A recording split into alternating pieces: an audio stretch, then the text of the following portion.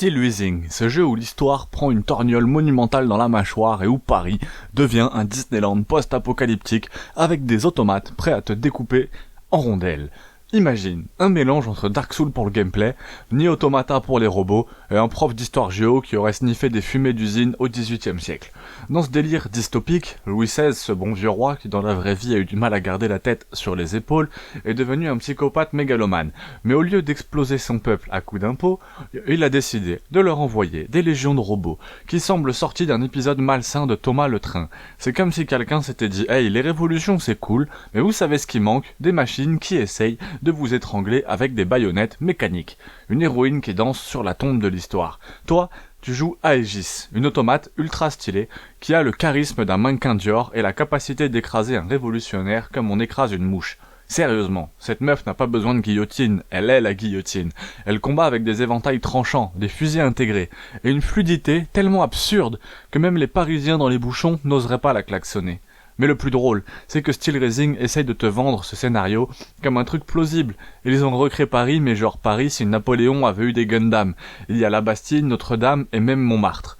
Sauf que tous recouverts de rouages, de tuyaux qui fuient, de cadavres à moitié mécaniques. Autant dire que visiter ce Paris-là te donne envie de prendre le métro IRL, même à l'heure de pointe. Niveau gameplay, entre élégance et brutalité, c'est du Soul-like. Tu crèves, tu recommences, tu crèves encore. Et à un moment, par miracle, tu tues un boss qui te semblait impossible, qui ressemble en plus à un chandelier géant avec des jambes. Mais attention, Steel Rising n'a pas la prétention de te briser comme Elden Ring peut te briser, non. Ici, tout est un poil plus accessible. Les esquives sont intuitives, les armes variées, et chaque combat ressemble à un balai mécanique où tu jongles entre coups de masse géants et exploser un automate à coups de pique. Et puis il y a l'exploration. Entre deux meurtres, tu ramasses des objets qui ressemblent à des pièces détachées de grille-pain, et tu cherches des passages secrets comme un gamin perdu dans un château gonflable. Un chef-d'œuvre ou un délire bizarre?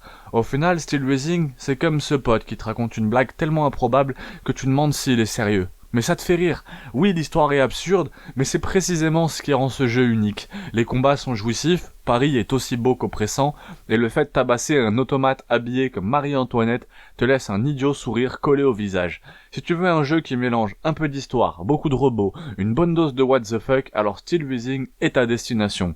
Et qui sait, peut-être qu'un jour Louis XVI aura le droit à sa revanche, mais pour l'instant c'est toi qui tiens les rênes. Alors monte ton horloge interne, enfile ton armure d'acier, et prépare-toi à remettre un peu d'ordre dans ce chaos mécanique.